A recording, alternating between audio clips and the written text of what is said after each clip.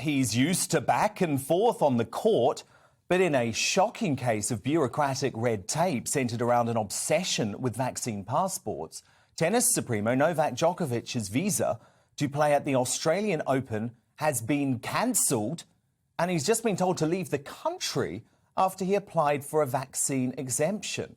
The world number one was granted a controversial so-called medical exemption from the COVID-19 vaccination to play in this month's tournament.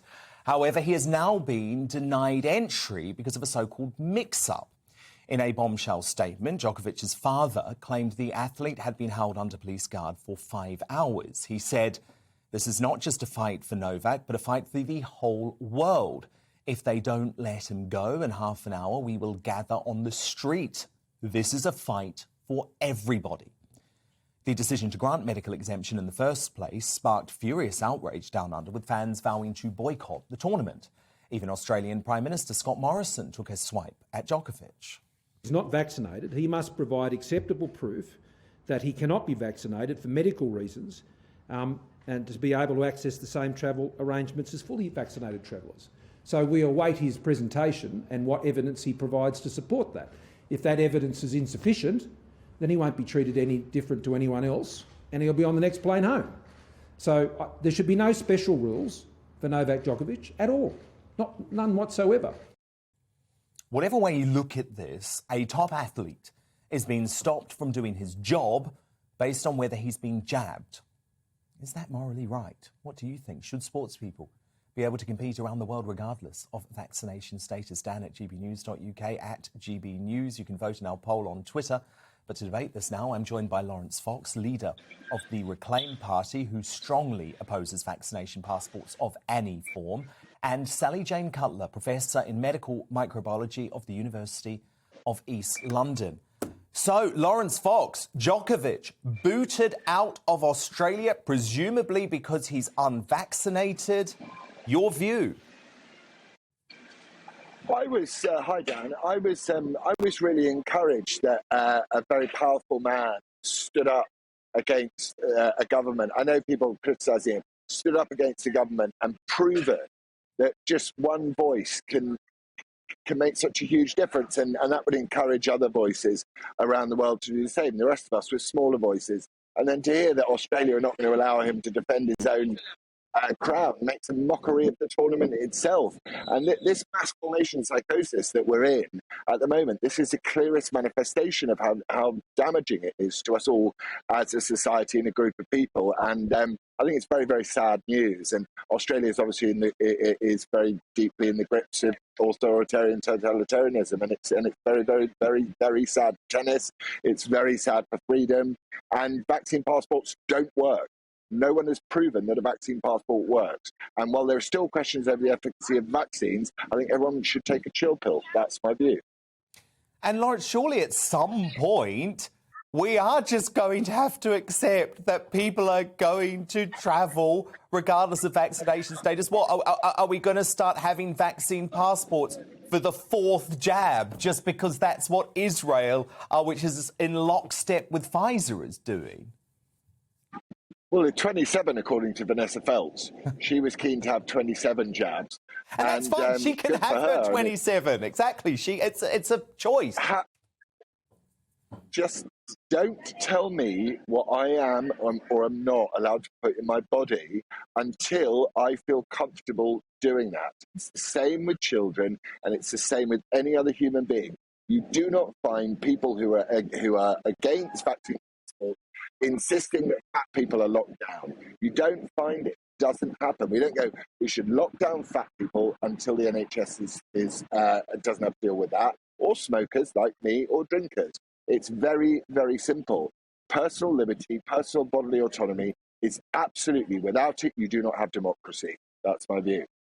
Sally Jane Cutler, Djokovic is clearly a very fit and healthy human being. And a lot of sports people, rightly or wrongly, believe it's wrong for them while they're competing to put anything foreign into their body. In fact, with the world of performance enhancement drugs, sometimes they're told they're not even allowed to take a Panadol if they've got a headache.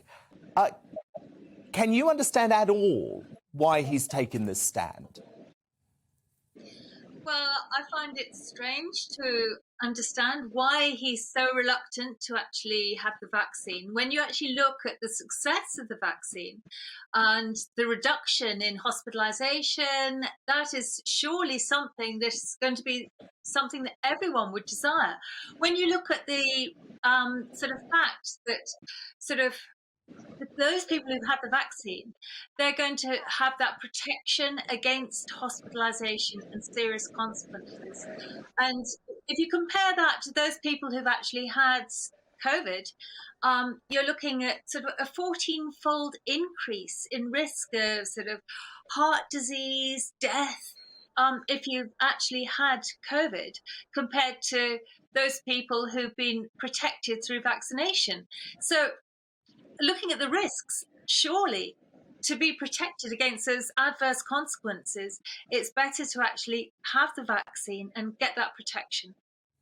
And if you want to stay fit, you want to play, then again, sort of taking the vaccine is a sensible choice. Sally, he's had COVID. Djokovic has had COVID-19. As a scientist, would you not say that the natural immunity that he's got from the virus is actually far more effective than a vaccination? Because I imagine that's the argument he was making in order to receive this vaccine exemption. What we're seeing is the virus is mutating, it's changing. And certainly we're seeing infection in individuals that have previously had alpha or they've had sort of delta, and they're now coming down with Omicron infection because there is not that natural immunity because the virus keeps changing. And so I think really sort of you cannot guarantee that just because you've already had COVID once, that's going to give you protection for years and years to come. That's just not the case because the virus is changing. Lawrence Fox, the argument would be, though, that Djokovic isn't scared of getting COVID-19, especially not Omicron, which, let's be honest, for a guy as fit as him, is most likely going to be like a common cold, right? Well, also, what we're witnessing is this huge suppression of free and open debate. When was the last time you remember this many footballers falling over and collapsing, and some in very tragically dying? How honest the government being about the VAERS system? This vaccine, whether you like it or not, has some serious questions around it. And what his position was, which was absolutely brilliant, and I think is fantastic, is it's none of your business. That's what his position was. And if you are vaccinated, you are protected. That's the rule. So either you trust the vaccine or you don't trust the vaccine. Sally, if you trust the vaccine, you're protected. Respond to that? Because we've had Matt Letizia on the show recently, and he says there should be an investigation into the footballers and other young males who seem to be picking up myocarditis as a result of the vaccination. So how do you respond to that and to what Lawrence has just said? Well, I think, first of all, to respond to what Lawrence has just said, he's mentioned the important thing, rules. And this is what Australia is going on about. They have got rules that you need to have the vaccination or you need to have a certified certificate from GPs or other medical practitioners to say why you are exempt. And that's the rules. And he is trying to bypass those rules. He did get a certificate of exemption.